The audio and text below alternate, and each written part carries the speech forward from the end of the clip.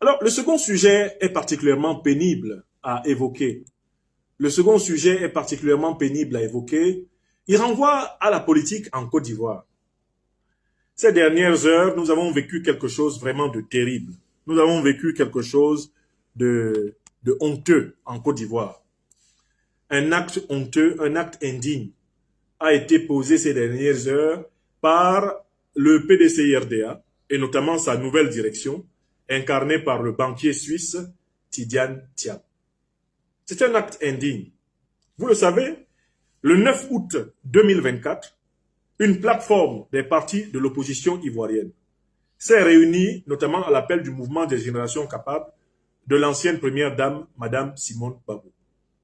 À cette occasion, un peu plus d'une dizaine de partis politiques et mouvements politiques ivoiriens ont signé une déclaration pour l'inclusion électorale et pour une meilleure organisation des compétitions politiques, de la compétition politique qui s'annonce en 2025 en Côte d'Ivoire.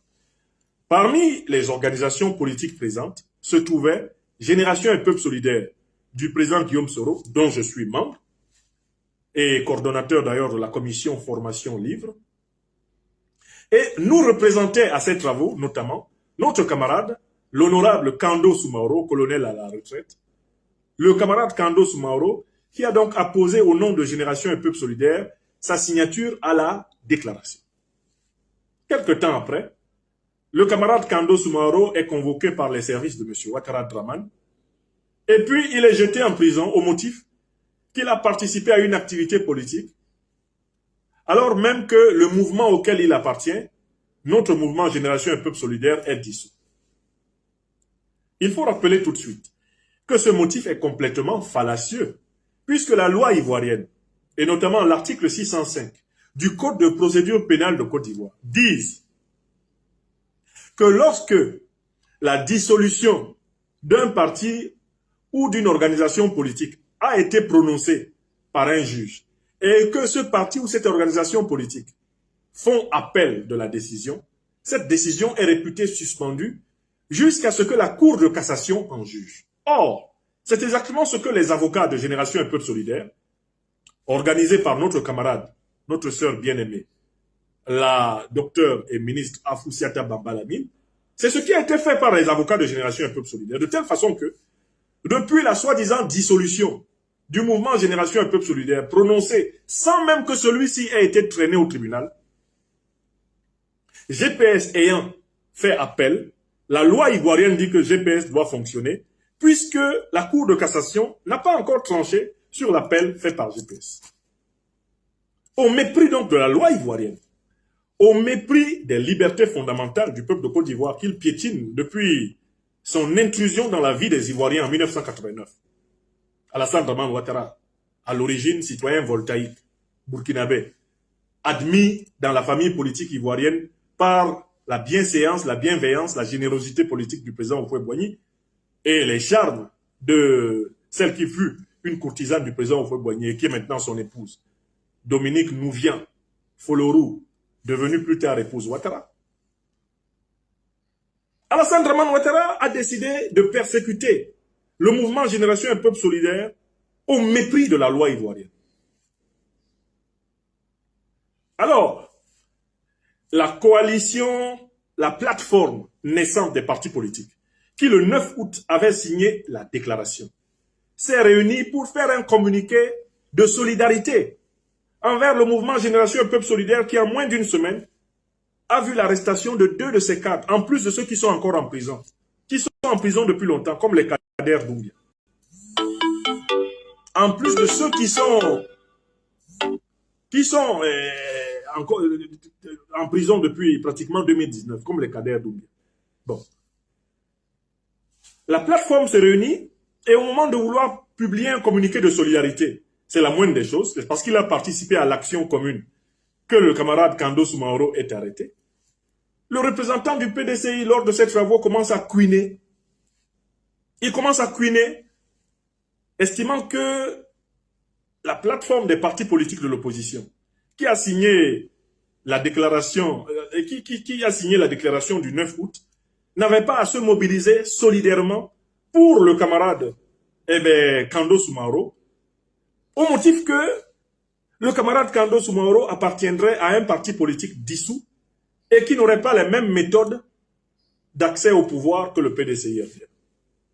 C'est dans ces entrefaites, c'est sous ces entrefaites que le PDCI-RDA a publié le communiqué honteux que je vais vous lire maintenant. Un communiqué honteux. Alors que la plateforme a marqué sa solidarité envers l'honorable Kando Soumaoro, embastillé par Alassane Dramane Ouattara au mépris de tout droit, le PDCI-RDA, non content de cette solidarité de plus de 11 partis politiques envers notre camarade, va venir derrière et il va publier ce communiqué dont je vous donne lecture et que je vais commenter. Communiqué du PDCI-RDA, suite au communiqué de presse relatif à l'arrestation de M. Soumaoro Kando, publié le 20 août 2024 sur les réseaux sociaux et dans certains organes de presse. Le PDCI-RDA tient à faire la déclaration suivante.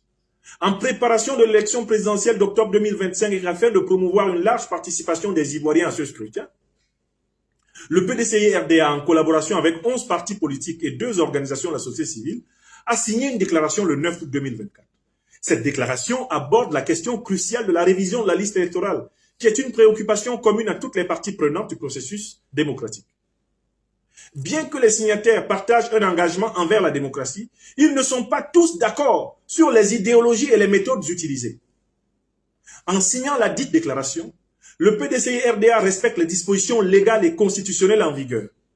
En tant que parti de paix et de non-violence, le PDCI-RDA a toujours plaidé pour le respect de la Constitution, considéré comme un pilier de la démocratie, et condamne fermement l'utilisation de la violence comme moyen d'accès au pouvoir. Concernant le cas spécifique de M. Soumaoro Kando, objet du communiqué de ce 20 août 2024, le PDCI-RDA se tient prêt à défendre ses droits en tant que citoyen, comme il le ferait pour tout autre individu. Toutefois, il est important de préciser que le PDCI-RDA n'est en aucun cas en alliance avec le GPS. Le soutien apporté à M. Soumaoro Kando s'inscrit dans le respect des droits individuels et ne doit pas être interprété comme une alliance avec le GPS. Le PDCI-RDA demeure attaché à la défense de l'état de droit et au respect des institutions démocratiques. Signé le service de communication. Voilà le communiqué que le PDCI-RDA a publié après l'arrestation de 2 cadres de GPS, dont l'honorable Kando Soumaoro, qui a participé à la signature de la déclaration du 9 août, demandant à Alassane Ouattara d'arrêter de confisquer le processus électoral en Côte d'Ivoire et de se comporter comme un colon noir. Maintenant, je vais donner mon commentaire. D'abord, quelles sont les contradictions? Quels sont les mensonges flagrants qu'il y a dans ce communiqué du PDCI-RDA? Qu'est-ce qui est faux dedans? C'est le premier point que je vais traiter. Je vais montrer ce qui est faux dans le communiqué. Ensuite, je vais me poser une question et y répondre à haute voix. Pourquoi le PDCI produit-il ce communiqué? Au moment où GPS a 2 cadres qui, pour la défense des droits des Ivoiriens, sont jetés en prison, 2 cadres de plus, pourquoi le PDCI se sent-il obligé, littéralement, de porter un coup de poignard dans le dos de notre mouvement, qui est en lutte contre la dictature de Ouattara? Pourquoi le PDCI fait-il cela? C'est la deuxième question à laquelle je vais répondre. Et enfin, la troisième. Vous me connaissez. À quoi faut-il s'attendre après l'acte qui a été posé par le PDCI? Quel avenir cela dessine-t-il à l'horizon 2025? Qu'est-ce qui va se passer en politique en Côte d'Ivoire à partir de ce que Tidiane Thiam, le nouveau patron du PDCI, aux antipodes de la doctrine du président Aimé-Henri Konan Bédié, patriote républicain? Qu'est-ce que cela signifie, ce comportement que Tidiane Thiam apporte à l'intérieur de l'opposition ivoirienne? Est-ce que ce comportement fait du PDCI aujourd'hui un parti digne du statut de parti de l'opposition ivoirienne? Il nous faut répondre à cela pour savoir ce qui va se passer en 2025. Si vous êtes d'accord avec ce programme, continuez à partager cette émission. Je commence avec la première question. Qu'est-ce qu'il y a de faux dans le communiqué du PDCI de Thiam? Je vous invite à ne pas confondre le PDCI de Thiam avec le PDCI du président Bédié. Ce n'est pas le même PDCI. Et je ne veux pas qu'ici, on confonde la mémoire du président Bédié qui a fait des sacrifices énormes pour sauver le peuple ivoirien avec ce que M. Thiam Tidiane est en train de faire maintenant avec le PDCI. C'est précisément pour sauver le PDCI de cette dérive que nous constatons aujourd'hui que le président Bédié s'est battu. Malheureusement, il s'en est allé et on voit le PDCI désormais entre les mains même de la scélératesse que le président Bédié combattait. Commençons, lisons le texte. En préparation de l'élection présidentielle d'octobre 2025 et afin de promouvoir une large participation des Ivoiriens à ce scrutin, le PDCI-RDA, en collaboration avec 11 partis politiques, a signé une déclaration le 9 août. Mais écoutez, si la déclaration qui a été signée le 9 août était claire, pourquoi le PDCI-RDA vient encore en parler? Vous voyez la contradiction? Ils signent une déclaration et ils viennent faire comme si ce n'est pas eux qui avaient signé. Si le PDCI n'était pas d'accord avec les termes de la déclaration, pourquoi l'a-t-il signé? Qui a forcé le PDCI à signer cette déclaration? Le simple fait que le PDCI revienne sur une déclaration qu'il a signée est le signe que le PDCI est aujourd'hui entre les mains d'individus cornus, d'individus qui ont une langue fourchue, d'individus qui ont désormais deux paroles. Une qu'il donne le jour et une autre qui donne la nuit. Un parti politique sérieux ne revient pas sur une déclaration qu'il a signée. C'est avant de signer la déclaration que le parti politique anticipe sur les difficultés et souverainement, il peut décider de ne pas la signer si les difficultés qu'il entrevoit, eh bien, persistent. Donc, là, on a déjà, rien que le fait que le PDCI revienne sur la déclaration, prouve que le PDCI n'est plus maîtrisé par les militants du PDCI, les contrôlés de l'extérieur. C'est un parti piloté de dehors. Et vous voyez la main de qui? Moi, je vois déjà un faciès asymétrique et une démarche en point-virgule que vous connaissez tous. Derrière ce comportement du PDCI, il y a le loup qui, depuis les années 90, dépaisse le PDCI, ronge le PDCI. Il y a le loup qui, depuis les années 90, a voulu, à la mort du président Félix Houphouët-Boigny, arracher ce parti. Il y a le loup qui, depuis très longtemps, ne rêve que de récupérer ce parti. Vous le connaissez. Sa manière inimitable de s'asseoir s'esquisse dans le comportement de Thiam. Thiam, à travers ce comportement, nous rappelle avec qui il marche. Des gens qui n'ont pas une parole. Oui, le monsieur qui est derrière cette manœuvre, vous allez bien le reconnaître. À la manière dont la manœuvre est menée, vous reconnaîtrez son faciès asymétrique et sa démarche inimitable en point virgule. C'est lui qui est derrière tout ça. C'est lui qui est à la manœuvre. Ne vous y trompez pas. D'ailleurs, le nouveau président du PDCI, n'est-il pas allé prendre des conseils chez celui-là, qui précisément est un ennemi de la souveraineté du peuple de Côte d'Ivoire, un ennemi de l'indépendance du PDCI-RDA, un ennemi du peuple ivoirien, un ennemi du peuple africain. Est-ce que vous ne reconnaissez pas déjà à travers ce comportement de Thiam la photocopie de son maître? Est-ce que vous ne voyez pas l'ombre de l'individu à la démarche en point-virgule et au faciès asymétrique? Paragraphe suivant. Cette déclaration aborde la question cruciale de la révision de la liste électorale, qui est une préoccupation commune à toutes les parties prenantes du processus démocratique. Mais est-ce que le PDCI prend la démocratie au sérieux? Si le PDCI prenait la démocratie au sérieux, il ne reviendrait pas sur la déclaration. Alassane Ouattara ne veut pas que le président Laurent Gbagbo soit candidat. Il ne veut pas que le président Guillaume Soro soit candidat. Parce qu'il sait qu'en Côte d'Ivoire, ceux qui peuvent le battre à l'élection présidentielle, avec certitude incontestable, ce sont ces deux-là. Oui!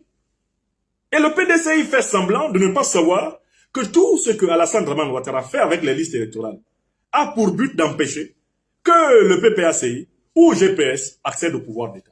Car il sait très bien que ce sont les leaders des Générations et Peuples Solidaires et du PPACI qui sont en capacité de le battre aux élections. Oui ou non? Vous voyez comment le PDCI est devenu un parti de menteurs? Ils ne sont pas capables de nommer le mal. Le mal profond de la Côte d'Ivoire aujourd'hui, c'est l'exclusion électorale organisée à partir des listes électorales par Alassane Ouattara, afin de s'assurer qu'il va contrôler le pouvoir d'État, puisqu'il n'aura pas de rivaux. Ouattara aimerait affronter aux élections, vous le sentez déjà, un certain Tidiane Thiam. Il va le battre en disant toutes les... C'est un banquier, il était coupé des réalités, il était en Suisse en train de travailler pour le Crédit Suisse pendant que nous, on développait le pays. Et il veut battre un individu tout aussi inconsistant, Blé Goudé Charles.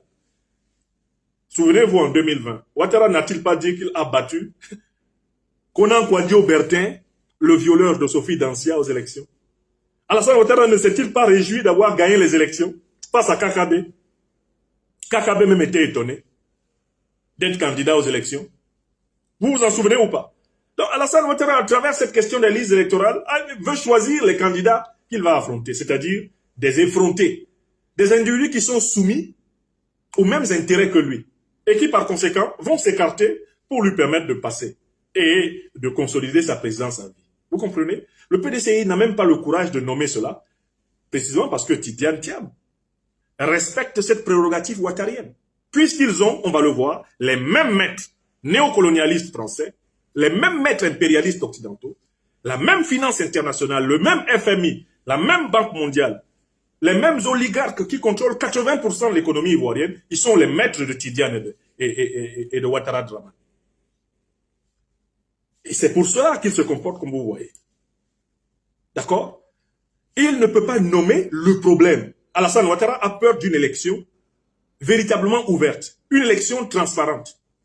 Il sait qu'il ne peut pas battre Laurent Gbagbo, Guillaume Soro à l'élection présidentielle. Il ne peut pas les battre. Donc, il ne veut pas qu'il soit candidat. Et Tidiane Thiam pense que lui, quand on va laisser qu'il soit candidat, avec Blé Goudé, il aura au moins 2 chances. Première chance, il aura une chance d'être battu. Il n'y aura jamais aucune chance que Ouattara accepte que lui, il l'a battu. Et il aura une chance de négocier avec Ouattara pour être son premier ministre. Vous comprenez? Vous comprenez le problème de cette petite bourgeoisie qui a pris le PDCI en otage? C'est qu'ils sont tout à fait d'accord avec Alassane Ouattara pour organiser des élections sur tapis vert, en écartant ceux qui peuvent les battre. En écartant ceux qui peuvent les battre. Oui! Bon. Il dit, bien que les signataires partagent un engagement envers la démocratie, ils ne sont pas tous d'accord sur les idéologies et les méthodes utilisées. Bon, je voudrais commenter ce paragraphe du PDCI. En effet, on n'a pas dit que les 11 partis qui se sont rassemblés le 9 août avaient la même idéologie. D'autant plus qu'aujourd'hui, on peut se demander, mais quelle est l'idéologie du PDCI-RDA sous Tidiane Thiam? En tant que connaisseur de l'histoire des idées et des idéologies ivoiriennes, je voudrais rappeler les étapes de la construction idéologique du PDCI. Je pense même qu'il y a beaucoup de mes frères et sœurs, militantes et militants du PDCI, qui ne connaissent pas l'histoire idéologique du PDCI. Je vais la rappeler en raccourci. Le PDCI, à l'origine, qui a été créé en 1946, est un parti qui est l'émanation du syndicat agricole africain. C'est-à-dire qu'à l'origine, le PDCI-RDA, que vous voyez, est un parti de la gauche. Et même, c'est un parti d'extrême gauche. Dans les années 50, les premières années d'existence du PDCI, à l'intérieur de l'appareil colonial français, le PDCI était affilié auprès du Parti communiste français. Le président Félix Houphouët-Boigny, au Parti communiste, à l'Assemblée nationale française, appartenait à l'extrême gauche, à la gauche radicale. Et il menait une lutte d'émancipation des travailleurs africains de Côte d'Ivoire. Et il était soutenu en cela par les Français communistes de Côte d'Ivoire, comme Gabriel Daboussi. Le PDCI que vous voyez est à l'origine un parti issu du syndicalisme agricole ivoirien. Et la première idéologie qu'il ait assumée était une idéologie d'extrême gauche. Lorsque Houphouët-Boigny se rend compte que les colons français ont décidé d'assassiner tous les dirigeants qui veulent l'indépendance totale de l'Afrique, et qu'ils ont décidé d'éliminer tous les mouvements authentiquement indépendantistes en Afrique, Houphouët-Boigny prit de peur parce qu'il échappe à plusieurs tentatives d'assassinat par l'armée coloniale française. Houphouët-Boigny, pris de peur, va négocier l'indépendance sous haute surveillance de la Côte d'Ivoire avec la France. Il va donc basculer, il va se désapparenter au Parti communiste français de Maurice Thorez et il va rejoindre le bloc gaulliste. Houphouët-Boigny devient donc l'élève de De Gaulle et de Foccart. À partir du moment où Houphouët-Boigny devient l'élève de De Gaulle et de Foccart, il bascule donc dans la droite française, après avoir été dans la gauche française. Vous comprenez? Ancien parti de gauche, devenu parti de droite. Et donc, de 1960, pratiquement à 1993, le PDCI-RDA est un parti d'origine socialiste, un parti même d'origine marxiste et communiste, mais qui, précisément à cause de la soumission de son leader au néocolonialisme français, est devenu un parti gaulliste, conservant une certaine dimension sociale, parce que le président Houphouët-Boigny n'a jamais oublié cette dimension sociale dont il venait. En tant que syndicaliste agricole, en tant que médecin, il va conserver au PDCI une très grande sensibilité. Et voilà pourquoi il va faire de la Côte d'Ivoire une nation de grande intégration africaine, conservant ce côté socialiste, solidariste, communautariste africain qu'il avait à l'origine. Mais de l'autre côté, il va se soumettre à De Gaulle, il va se soumettre à Foccart et devenir l'un des pions essentiels du néocolonialisme français et de l'impérialisme occidental en Afrique de l'Ouest. C'est ce parti-là que le président Henri Konan Bédié récupère à la mort du président Houphouët-Boigny en 1993. Ce n'est plus un parti socialiste, c'est plus un parti de gauche, c'est un parti de droite libérale, républicaine, centriste, relativement patriotique et nationaliste. Qu'est-ce que le président Bédié va faire de cela? Piégé par Ouattara qui a créé la carte de séjour en 1991 pour pousser les Ivoiriens du Nord à se sentir exclus parce qu'on les confond avec les Burkinabés, les Guinéens, les Maliens, etc. Le président Bédié tombe dans le piège de l'ivoirité que Ouattara lui a tendu. Et Ouattara se présente comme victime de l'exclusion. Voilà comment il va provoquer un schisme dans le PDCI-RDA et créer le RDR. Alassane Dramane Ouattara, que vous voyez, va pousser le président Bédié dans la première grande erreur de sa carrière politique, c'est celle d'assumer un micro-nationalisme ivoirien qui a pu apparaître à un moment donné comme une xénophobie anti-africaine, alors que le PDCI appartenait au Rassemblement démocratique africain, c'est-à-dire à la grande force de libération de la gauche africaine contre le colonialisme français. On va se retrouver avec un PDCI qui a presque, dans les années 94 à 99, oublié son côté RDA pour tomber dans le piège que Ouattara lui a tendu. C'est le même piège qui va tendre à Laurent Gbagbo. Et essayer de faire du Front populaire ivoirien un front patriotique, un front nationaliste ivoirien, alors que le programme de 1988 du FPI, du Front populaire ivoirien, c'était de créer une nation démocratique socialiste africaine. À la fin des années 80, le président Gbagbo et ses camarades savaient déjà qu'on ne pouvait réussir à bâtir la Côte d'Ivoire que comme une nation d'intégration africaine. Et leur programme de 88 le disait. Mais le piège de la carte de séjour créée par Ouattara va enfermer les présidents Bédié, Gbagbo, Gueye Robert dans le coin de la xénophobie.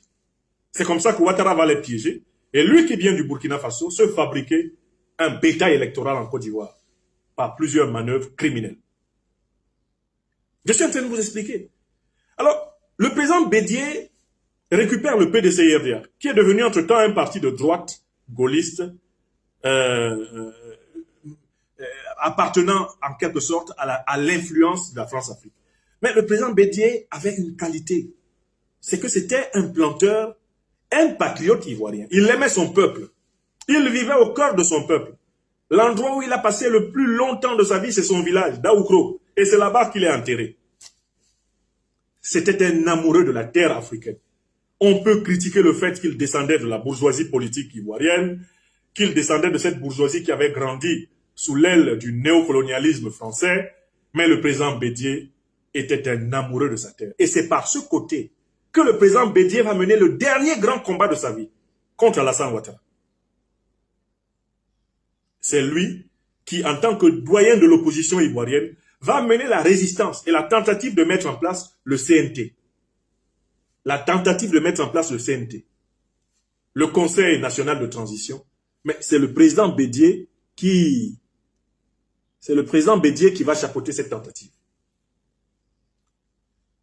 Quand le PDCI dit que bien que les signataires partagent un engagement envers la démocratie, ils ne sont pas tous d'accord sur les idéologies et les méthodes utilisées. Bon, c'est une manière de viser GPS. Il prétend que GPS est donc pour lui un parti de putschistes. Mais écoutez, le président Bédié était à la tête de la coalition de l'opposition pour exiger la mise en place d'un conseil national de transition. Et la méthode qui a été utilisée pour résister contre Ouattara en 2020, c'était la désobéissance civile. Génération Un Peuple Solidaire a été créée en 2019.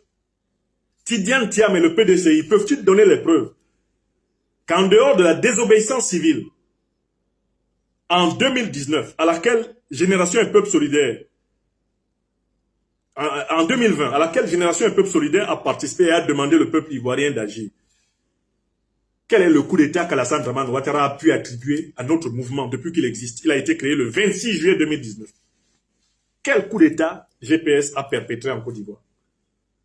Pour qu'aujourd'hui, M. Tidiane Thiam vienne nous dire, avec le PDCI, bourgeois, néo-bourgeois, soumis au néocolonialisme français, à l'impérialisme occidental, comme le régime d'Alassane Dramane Ouattara, pour qu'il vienne nous dire que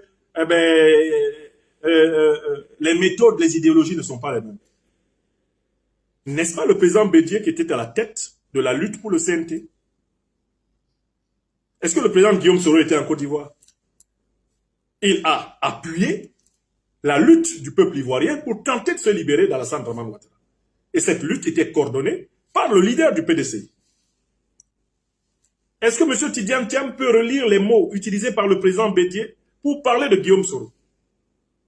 Quand il a accueilli Guillaume Soro en 2019 à Daoukro et qu'il l'a présenté à toute sa famille et à son parti, quels sont les mots que le président Bédié a utilisés pour qu'aujourd'hui, Tidiane Thiam essaye de présenter Guillaume Soro comme l'ennemi de la nation ivoirienne, avec lequel nul ne doit être associé.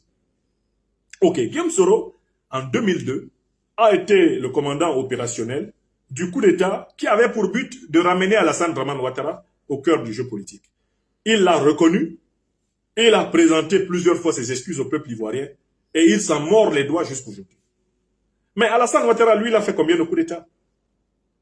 Combien de coups d'État Alassane Ouattara a-t-il fait? 1993, il a voulu violer l'article 11 de la Constitution. 1995, il a voulu profiter du boycott actif pour renverser le président Bédié.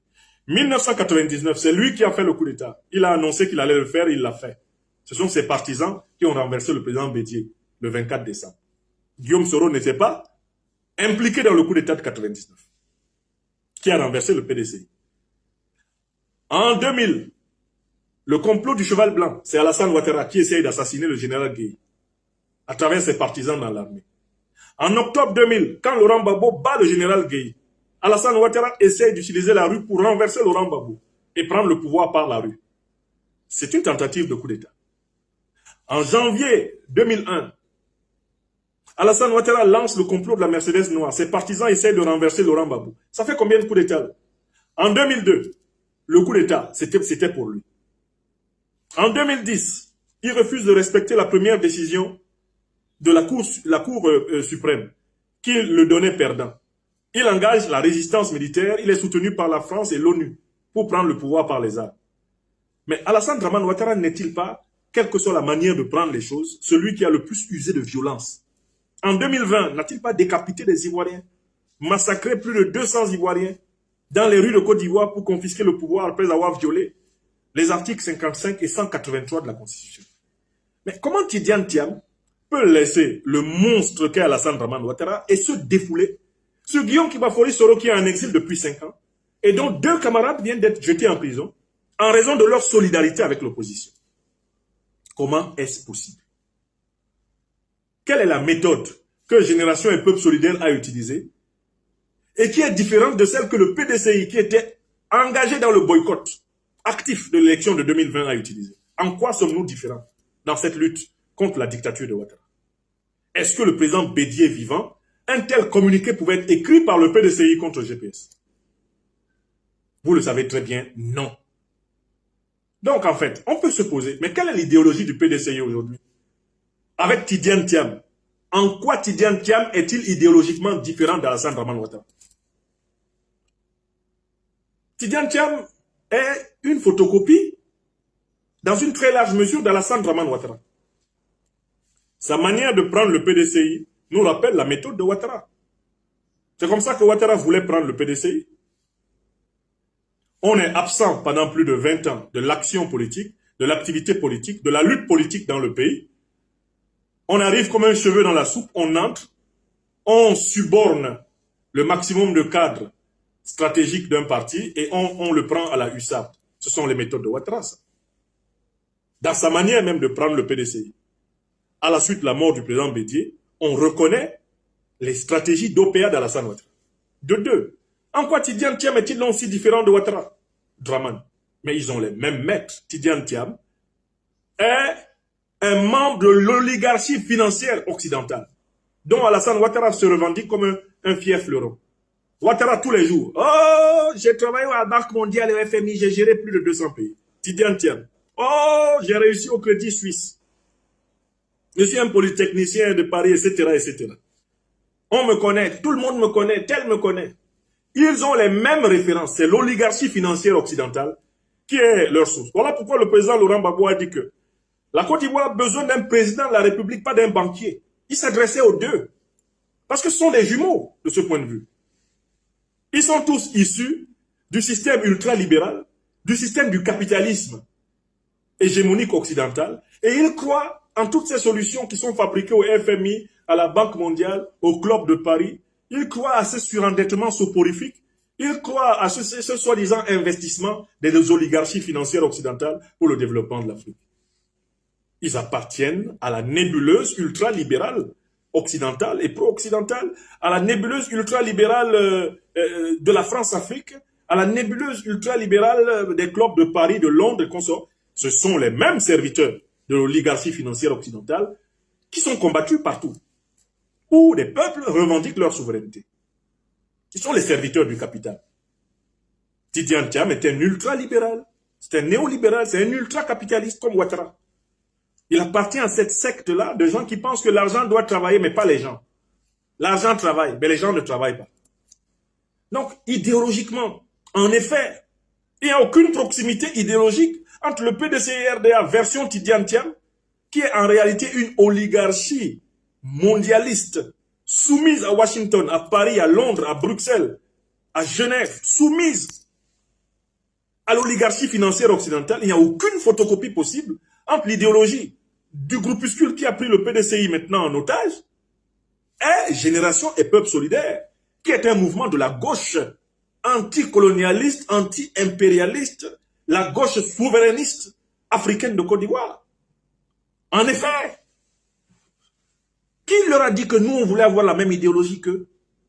Le PDCI de Tidjane Thiam ne peut pas avoir la même idéologie que GPS. Et ce n'était pas ça le but de cette rencontre du 9 août 2024. Ce n'était pas une rencontre pour que tout le monde ait la même idéologie. Par ailleurs, il va dire quelque chose de plus après. En signant la dite déclaration, le PDCI respecte les dispositions légales et constitutionnelles en vigueur. Mais le PDCI ose invoquer la Constitution. Mais est-ce que Ouattara respecte la Constitution? Ouattara a-t-il été constitutionnellement élu? L'article 55, l'article 183 de la Constitution ne disait-il pas que nul n'a droit à plus de 2 mandats? Le PDCI ose parler de la Constitution alors que Ouattara lui-même ne la respecte pas. Alassane Draman Ouattara ne respecte pas la loi, même quand la Cour africaine des droits de l'homme et des peuples lui a enjoint, courant 2020, de mettre fin à ses poursuites contre les présidents Gbagbo Laurent et Guillaume Soro. Ouattara a fait fi de la hiérarchie des normes juridiques du droit international pour maintenir l'exclusion du président Gbagbo et du président Guillaume Soro du processus électoral. Ce qui a amené le courageux et digne président Aimé-Henri Konan Bédié à refuser de participer à cette mascarade. Si c'était Tidjane Thiam qui était là, il aurait participé à la mascarade pour se partager le pouvoir avec Ouattara. Parce qu'ils sont du même bord.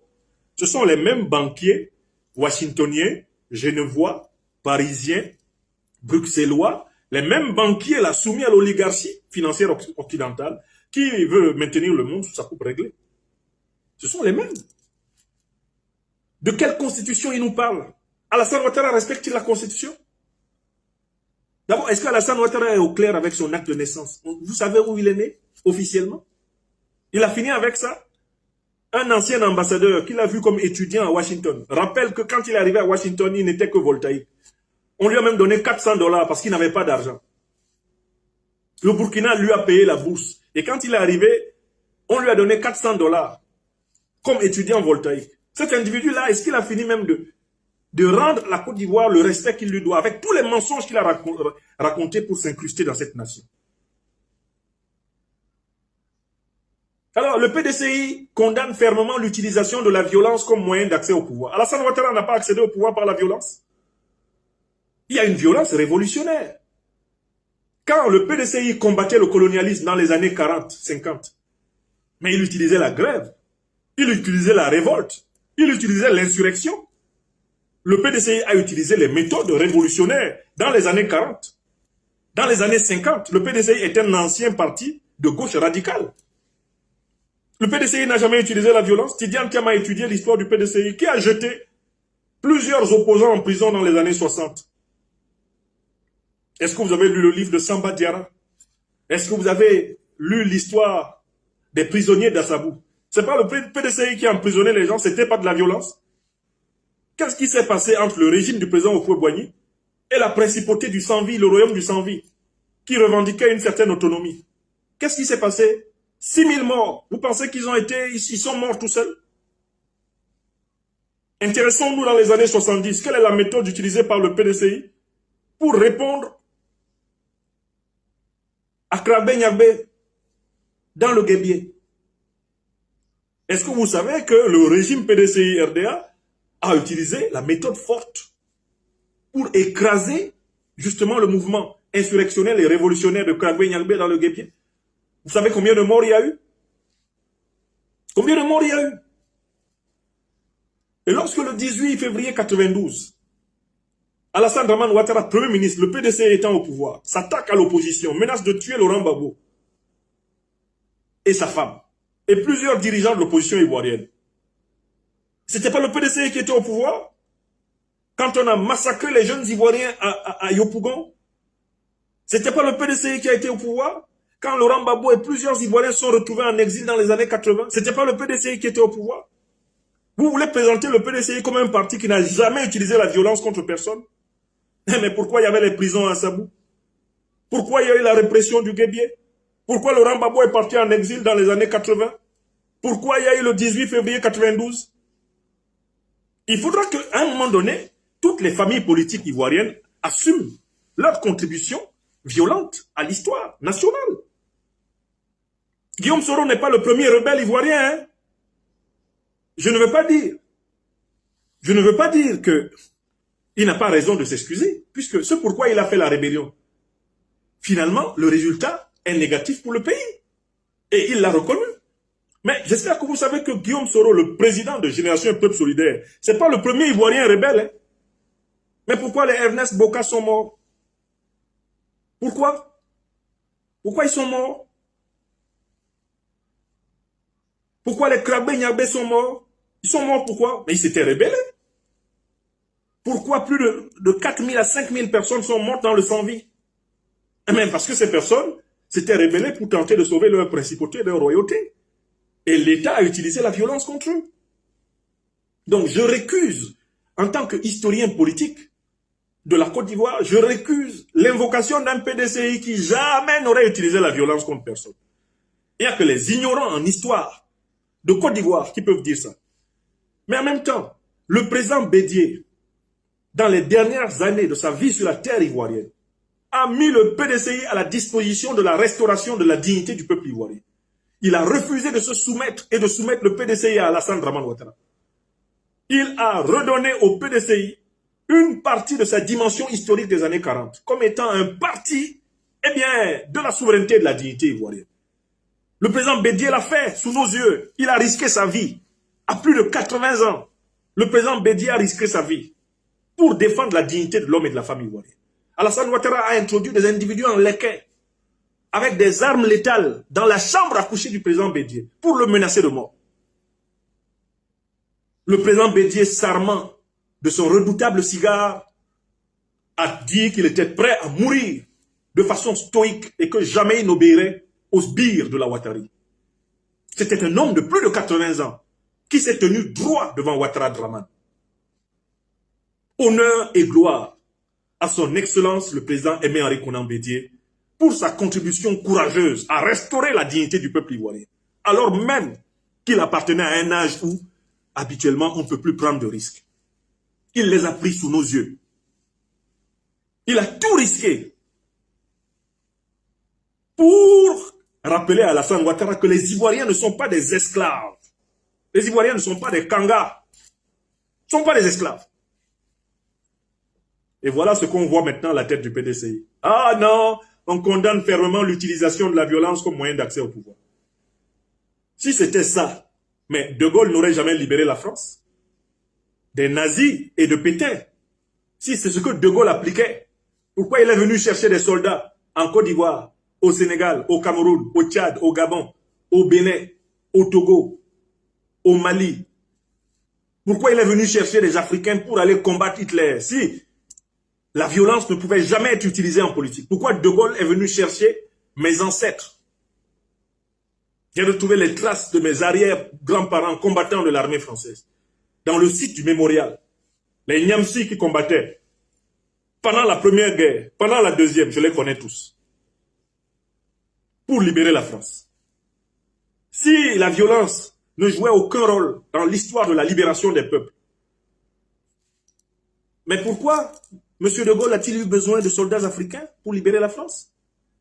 Vous pensez qu'ils ont libéré la France en écrivant des poèmes? Pourquoi l'Europe a-t-elle résisté à Hitler? Pourquoi n'a-t-elle pas choisi de prier et de dormir? Donc on voit très bien l'escroquerie. Alassane Ouattara est l'homme politique le plus violent de l'histoire de Côte d'Ivoire. C'est l'homme politique le plus violent de l'histoire de Côte d'Ivoire.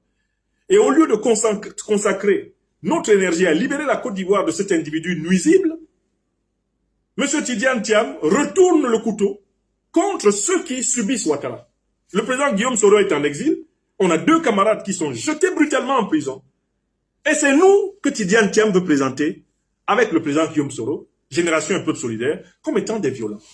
Est-ce que vous voyez à quel point c'est lâche de la part de Tidiane Thiam de faire ça à ce moment précis de l'histoire? Et maintenant, il va en disant, concernant le cas spécifique de M. Soumaoro Kando, objet du communiqué de ce 20 août 2024, le PDCI RDA se tient prêt à défendre ses droits en tant que citoyen, comme il le ferait pour tout autre individu. Mais ça, c'est un monument de lâcheté.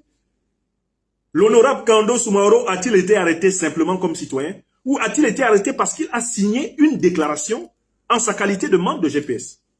Il n'a pas été arrêté en tant que simple citoyen, il a été arrêté en tant que membre de GPS. Il lui a reproché d'avoir signé une déclaration au nom d'une organisation qu'on prétend avoir dissoute. Alors même que la loi dit, puisqu'il y a eu appel de cette décision de dissolution, elle est suspendue et l'organisation est réputée fonctionnelle. Au lieu que le PDCI constate la violation, justement, du droit des associations, du droit des partis politiques, du droit de se réunir avec les siens, et que le PDCI défende cela, le PDCI prétend défendre l'individu Kando, mais pas le militant de GPS. Mais en quelle qualité a-t-il signé? Est-ce qu'il a signé? Il a dit l'individu Kando de passage qui allait prendre un bol de déguet ou un verre de vin de palme quelque part au plateau, s'est arrêté au passage et a apposé sa signature sur une déclaration, ou c'est plutôt M.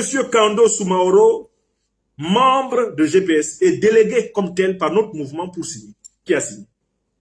Vous voyez la mauvaise foi. Vous voyez comment le PDCI est devenu un parti de menteurs. Tidiane Thiam est un menteur. Et qui est le plus grand menteur de Côte d'Ivoire? Qui est le plus grand menteur de Côte d'Ivoire? C'est par là encore que vous voyez qui est le maître de Tidiane Thiam. Qui est son modèle, qui est son prototype? Qui est le plus grand menteur de Côte d'Ivoire? L'histoire de Côte d'Ivoire n'a jamais eu de plus grand menteur dans le domaine politique que qui? Ouattara Draman. Alassane Draman Ouattara. Et Tidiane Thiam est dans les pas d'Alassane Draman Ouattara, le plus grand menteur que la Côte d'Ivoire ait jamais connu. Tidiane Thiam révèle son appartenance au groupe M, le groupe des menteurs. Il dit que le PDCI défend, soi-disant, il prétend que le PDCI défend, soi-disant, l'individu Kando Soumaoro. Mais il n'y a jamais eu d'individu Kando Soumaoro le 9 août 2024 à la réunion des partis et mouvements de l'opposition ivoirienne. Il n'y a jamais eu cet individu là-bas. Ce n'est pas l'individu Kando Soumaoro qui a signé. Il a signé en ses qualités de représentant de Génération et Peuple Solidaire. Donc, soit vous le défendez comme représentant de GPS, et à ce moment-là, ça a un sens. Si vous voulez le défendre comme individu, ça n'a aucun sens. Parce que le PDCI n'est pas une chambre d'avocats à la disposition du peuple ivoirien. Le PDCI n'est pas un parti dont la fonction, c'est l'aide juridictionnelle collective. Ce n'est pas vrai. Tidiane Thiam ment. Quand il écrit, il est important de préciser que le PDCI RDA n'est en aucun cas en alliance avec le GPS. Ça, c'est une négation nulle.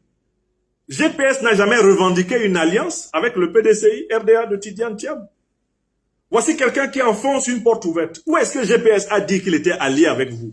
Pour que vous disiez que GPS n'est pas allié avec vous, il faudrait avoir la preuve que GPS est allié avec vous. Même la plateforme du 9 août, ce n'est pas une alliance. Une alliance politique, c'est un document précis qui se signe entre les partis politiques. Un tel document n'existe pas. Donc quand Tidiane Thiam dit que GPS n'est pas allié au PDC-RDA, il ne s'adresse même pas à GPS. Il s'adresse à Ouattara. C'est Alassane Ouattara qui lui a demandé de dire ça. C'est Alassane Ouattara qui l'a menacé de coups et blessures. Et lui a ordonné de dire ça. Tidiane Thiam, c'est le perroquet de Ouattara. Alassane Ouattara lui a dit, si tu ne dis pas ça, moi je vais t'exclure. Je vais t'enlever des listes électorales, tu ne seras même pas candidat. C'est-à-dire, tu ne vas même pas tu ne vas même pas participer au cinéma électoral avec moi en 2025.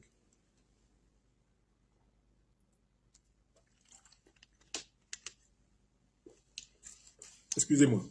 Tu ne vas même pas participer au cirque électoral avec moi en 2025. Je vous ai dit que j'ai entendu le coup de fil de Ouattara à Tidiane. Allô? Ah, mon téléphone rouge, il est resté en Normandie. Allô? Ouais, c'est Alassane Dramane Ouattara, satrape brétilien venu de Saint-Doux pour troubler la paix des Ivoiriens et renier Saint-Doux pour troubler toute l'Afrique. Je suis bien au téléphone de Tidiane Thiam. Ah oui, monsieur le président, c'est Tidiane. Tidiane Thiam, tu as 24 heures pour faire une déclaration pour dire que tu n'es pas allié avec le GPS. Si tu n'as pas fait cette déclaration, je t'exclus des listes électorales, je te chasse de Côte d'Ivoire et tu ne pourras même pas participer à l'élection présidentielle que tu dois perdre l'année prochaine face à moi. Est-ce que tu as compris? J'ai dit tu as 24 heures. Là, il est 22 heures. Si demain à 22 heures, tu n'as pas désavoué GPS, wallahi billahi talai, tu vas savoir qui est Alassane Dramane Ouattara. Oui, Chou, ce Tidiane, il s'est trop amusé avec nous, Chou. Il a qu'à faire très attention, Chou. On ne joue pas avec nous. Mais, Tidiane, on ne joue pas avec moi. Hein. Mais moi, j'ai envoyé quand même des sbires avec des machettes dans la maison du président Bédier. Hein. C'est pas pour toi, mais attention, hein. Tu as déjà vu les petits bus blancs, hein, les camions bâchés blancs, là. Tu n'as jamais... T'as pas vu les petits bus verts de 2020? Attention, hein, on ne joue pas avec Ouattara Dramane. Hein. On se connaît à Abidjan ici en détail. Oui, monsieur le président, cher aîné, grand frère, doyen, pardon. Non, je vais me démarquer de Soro. Je ne suis pas dans les méthodes de Soro. Mais tu sais que Guillaume Soro, c'est un putschiste. Tu le sais, non? Oui, monsieur le président, mais non, je ne veux pas m'associer avec lui. Mais j'ai appris que tu dis que moi aussi je suis un putschiste. Non, monsieur le président, j'ai jamais dit ça. Monsieur le président, j'ai jamais dit ça. Non, pas question. Ah, non, jamais. Monsieur le président, vous êtes le président le plus moderne que la Côte d'Ivoire aurait pu avoir. Non, moi, Tidiane, je me mets à genoux. Je me mets à genoux devant vous. Mais, tu te méfies. Si demain, 22 heures, tu n'as pas renié Soro Guillaume, tu vas sentir qui est Ouattara. Ouais. Pauvre Côte d'Ivoire. Donc, c'est un individu, c'est un poltron. Tidiane Thiam, c'est un poltron. C'est un individu sans consistance. Hein? C'est un bourgeois peureux. Il pisse dans ses frocs à l'idée qu'Alassane Ouattara lui enlève le plaisir d'être candidat pour perdre en 2025. Vous comprenez? C'est pour ça qu'il a écrit ce navet. C'est pour ça qu'il a fait pondre ce navet. Le communiqué du PDCI ne s'adresse pas à GPS, il s'adresse à Ouattara. C'est une manière de supplier Ouattara. Pour lui dire, Sabari, Yachi. Il ne faut pas te fâcher. Il ne faut pas te fâcher, pardon. Il ne faut pas nous enlever dedans, on va être dedans. Même si on sait qu'on va perdre. Selon le schéma, on va perdre, mais pardon, il faut nous laisser dedans. Après, tu vas nous donner même primature. Parce que nous, PDCI, là, surtout PDCI bourgeois, on est habitué au pouvoir. On est comme à Djoumani. On est des ventres, des estomacs sans fond. Il nous faut manger en permanence. Quel que soit celui qui est à la tête de la Côte d'Ivoire, nous, on doit être dedans parce que nous, on est habitués au pouvoir. Vraiment, l'opposition, là, ça nous fatigue. Donc, pardon. Papa Ado, il ne faut pas te fâcher. Moi, Tidiane, je ne peux pas être avec Guillaume Soro. Mais qui lui a dit que Guillaume Soro veut être avec lui? Voilà quelqu'un, il se lève, il dit que le PDCI n'est pas allié à GPS. Mais qui t'a dit que GPS va être allié au PDCI? Qui t'a dit ça?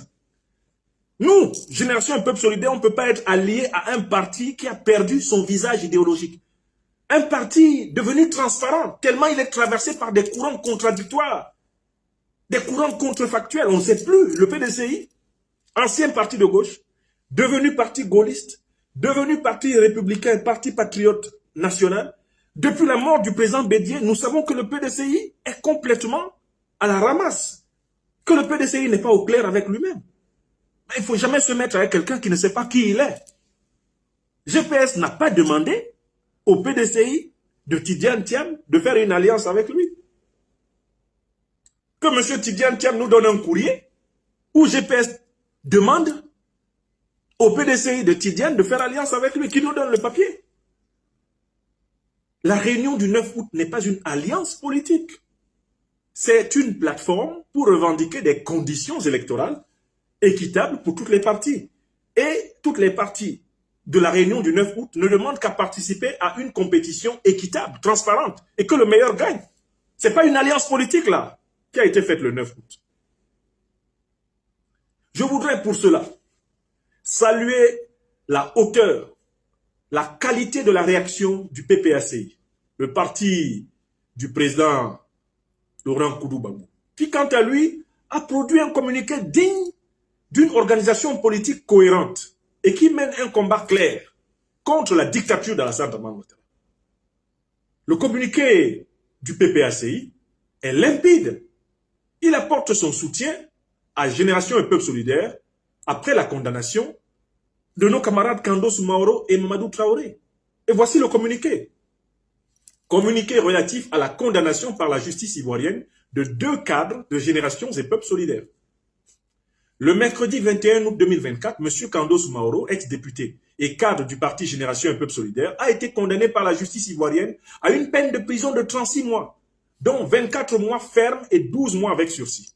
Cette lourde condamnation intervient après que M. Soumaoro a été arrêté le 13 août dernier, après avoir participé quelques jours plus tôt à une rencontre initiée par plusieurs partis politiques d'opposition et des organisations de la société civile pour la signature d'une déclaration relative aux conditions générales de préparation du processus électoral pour le scrutin présidentiel de 2025.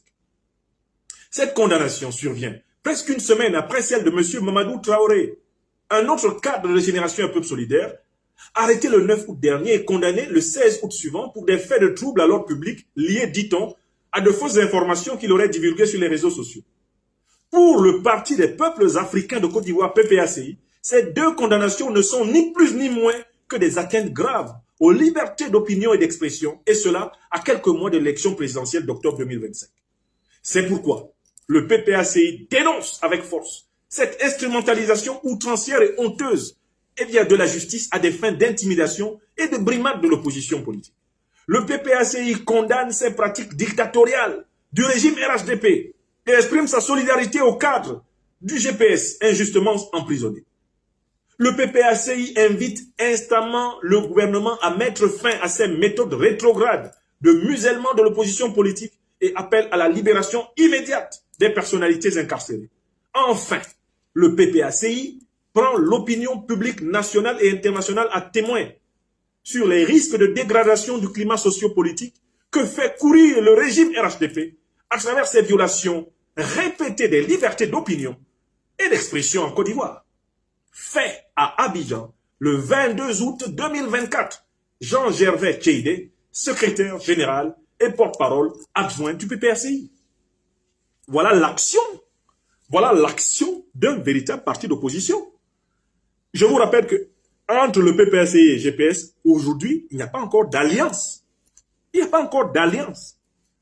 Mais voilà ce que le PPACI a fait. Au moment où le PDCI poignarde notre mouvement, dont les cadres sont emprisonnés à tour de bras par Ouattara Dramane, le président Laurent Gbagbo, un homme expérimenté et un combattant politique, soutient Génération Un Peuple Solidaire. Nous n'oublierons jamais cette séquence historique.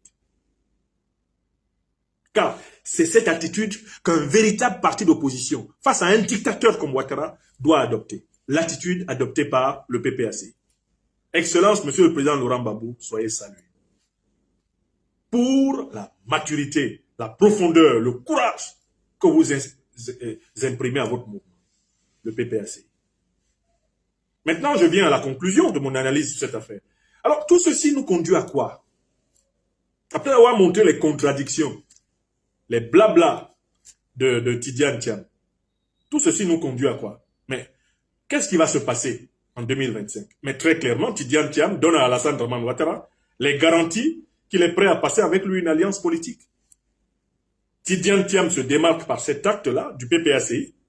Il se démarque par cet acte-là, bien sûr, de GPS. Il se démarque du mouvement des générations capables. Il se démarque de toutes les forces d'opposition qui ont signé la déclaration du 9 août.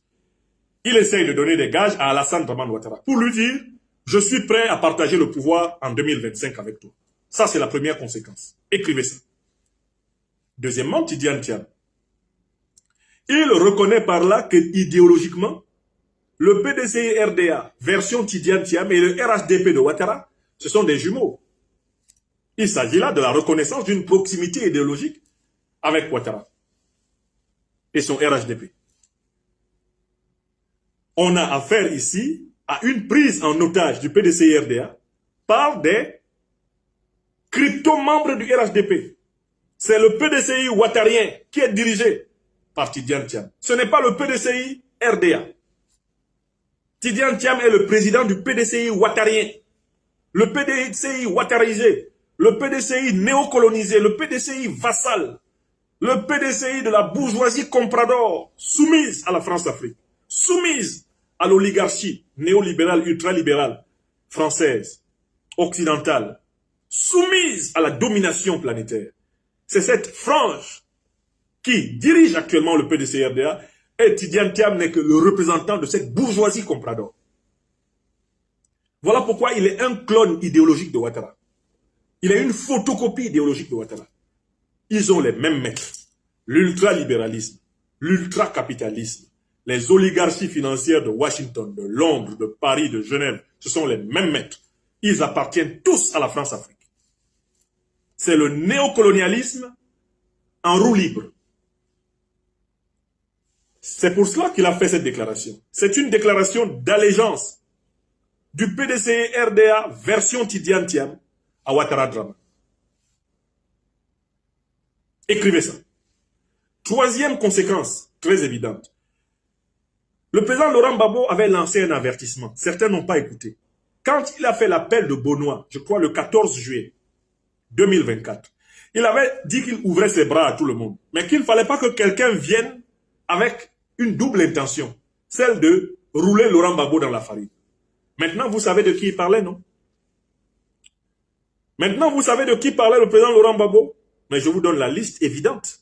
Il parlait du PDCI version Tidjane Thiam. Parce qu'il a bien noté, comme tous les observateurs de l'opposition ivoirienne, que l'avènement de Tidjane Thiam à la tête du PDCI est en rupture avec la posture souverainiste, patriotique, républicaine, courageuse que le président Bédié a incarnée jusqu'à son dernier souffle. Tout le monde a bien compris, quand le président Bédié est mort, que le PDCI risquait de se retrouver entre les mains du satrape reptilien Alassane Dramane Ouattara. Et que Tidjane Thiam était prédisposé à dealer avec Ouattara. Parce qu'ils ont stricto sensu les mêmes maîtres. Tout le monde l'a compris. Donc, quand le président Gbagbo disait « J'ouvre les bras à tout le monde pour combattre la dictature de Ouattara », mais ne venez pas en pensant que vous allez me tromper, me rouler dans la farine. Il parlait de Tidjane Thiam. J'espère que c'est clair pour tout le monde. Laissez-moi finir mon émission, là. J'ai presque fini. J'ai plus de 6000 amis en direct. Pourquoi vous les troublez? Bon, faites un tour de partage encore. Ils sont fâchés. Donc, écoutez, en 2025, très clairement, je vous l'annonce, ce que Tidjane Thiam vient de faire, c'est qu'il indique qu'il est prêt à s'allier à Alassane Dramane Ouattara. 1, pour participer à l'élection. 2, pour reconnaître la victoire toujours truquée d'Alassane Dramane Ouattara. 3, pour partager le pouvoir avec Ouattara. Parce que ça arrangerait les affaires des néocolons français, des impérialistes occidentaux, qui veulent continuer à avoir leur main mise sur la Côte d'Ivoire. Voilà la vérité sur 2025. Maintenant, je m'adresse au peuple du PDC-RDA qui a lutté ces dernières années aux côtés du président Henri Konan Bédié pour ne pas tomber en esclavage dans la Ouattari. Ce peuple n'a pas le choix que de poursuivre son engagement dans l'opposition réelle afin de libérer la Côte d'Ivoire de la dictature de Ouattara. Le véritable peuple du PDC-RDA, nos frères et sœurs du PDC-RDA, qui ont été fidèles et loyaux à la résistance aux côtés du président Bédié et de l'ensemble des forces authentiques de l'opposition ivoirienne, ils doivent continuer la bataille à l'intérieur de l'opposition ivoirienne, avec les forces restées fidèles au peuple de Côte d'Ivoire. Il ne faut pas suivre Tidiane Thiam dans sa servitude envers la Ouattari. Il ne faut pas suivre Tidiane Thiam dans sa combine avec Alassane Dramane Ouattara, les néocolons français et les oligarchies occidentales. Que le peuple du PDC-RDA se désolidarise rapidement de cette imposture. Car je ne confonds pas mes frères et sœurs du PDC-RDA avec la dérive dictatoriale, avec la complicité dictatoriale de Tidiane Thiam. C'est une coterie qui récupère le PDC-RDA et qui veut le conduire contre les voies courageuses que le président Bédié nous a montrées avant de quitter dignement ce monde. Troisième remarque, l'opposition ivoirienne doit tirer des leçons de cette première séquence. Et elle doit prendre conscience qu'il ne sera pas facile de rassembler tout le monde parce que tout le monde n'est pas pour le changement. Tout le monde n'est pas pour la fin du régime de Ouattara. Il ne suffit pas d'être un parti d'opposition pour vouloir la fin de la dictature de Ouattara. Et il y a des partis d'opposition qui sont des taupes, qui sont des esclaves, qui font des vassaux et des valets. Et il ne faut pas croire qu'une simple plateforme de l'opposition suffira à nous rendre puissants. Il faut continuer à travailler pour produire une opposition cohérente face à Alassane Dramane Ouattara. Je voudrais saluer ici donc l'attitude exemplaire du PPAC, l'attitude exemplaire du MGC, l'attitude exemplaire de la quasi-totalité des forces signataires, de la déclaration du 9 août qui ne se sont pas laissés intimider par les yeux injectés de sang d'Alassane Dramane Ouattara et de ses sbires qui ne rêvent que de confisquer définitivement la Côte d'Ivoire. Et voilà ce que je voulais dire sur ce deuxième sujet. Maintenant,